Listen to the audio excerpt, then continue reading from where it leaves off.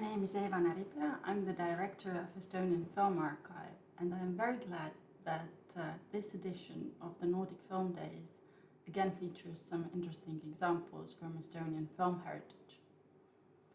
The film you're about to see, Rocks on the Water, directed by Viktor Nevežin and produced by Estonian Film, the state film studio of the Estonian SSR in 1959, belongs to a rather particular period of Estonian film history, one that was preceded by the immediate post-war Stalinist years of rather stiff socialist realist aesthetics and unambiguous ideological inclinations, which was introduced by the Soviet cinematic troops that were sent to the newly established Socialist Republic of Estonia to jumpstart the local film industry. Nevežin was a perfect example of those troops. He was born in St.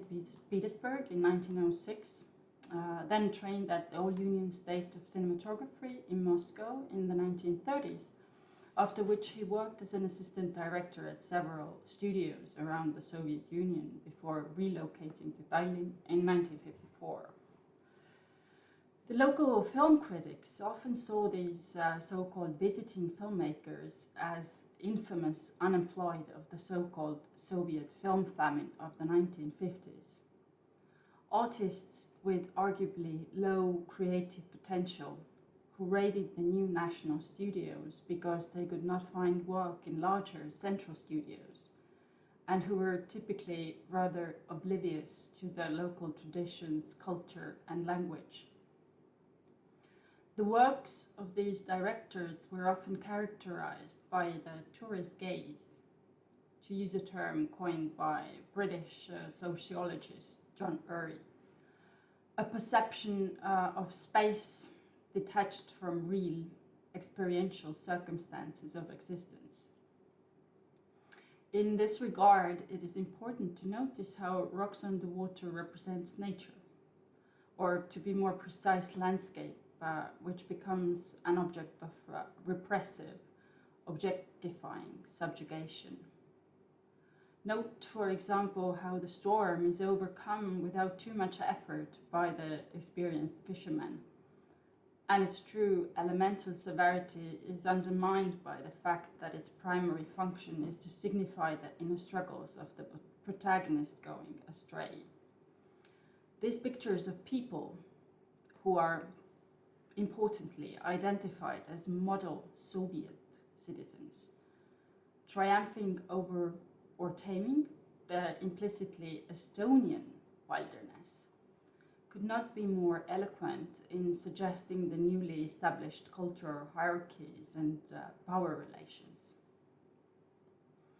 Another aspect of the tourist gaze and the decisive rupture it creates between everyday practices and the representations of space is the process of so-called museumization. Edward Ralph, a Canadian scholar who is widely known for his studies on the phenomenological and experiential foundations of geography, uses this concept to refer to the detachment of various objects from their actual and/or traditional daily functions, turning them thus into a lifeless, exotic exhibition. In Rocks on the Water, this becomes most obvious in the case of ethnographic, or rather pseudo-ethnographic paraphernalia, such as folk customs, old knitting patterns, and traditional beer mugs, which are invested with the infamous concept of national form socialist content. Emptied of their previous political and social connotations, and filled with meanings that corresponded to the Soviet national politics, these exotic ethnographic items started to signify, in the film, the successes of the small Estonian nation in the great family of Soviet peoples.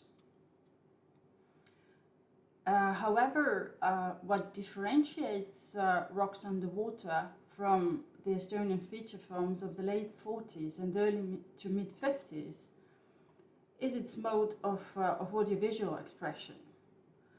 While the properly Stalinist films had subscribed to a line of realism that was based mainly on the principles of continuity editing and other cinematic devices aimed at narrative clarity and what has been dubbed the so-called effect of realism, and shaped to a considerable extent to suit Stalin's personal, extremely unadventurous tastes.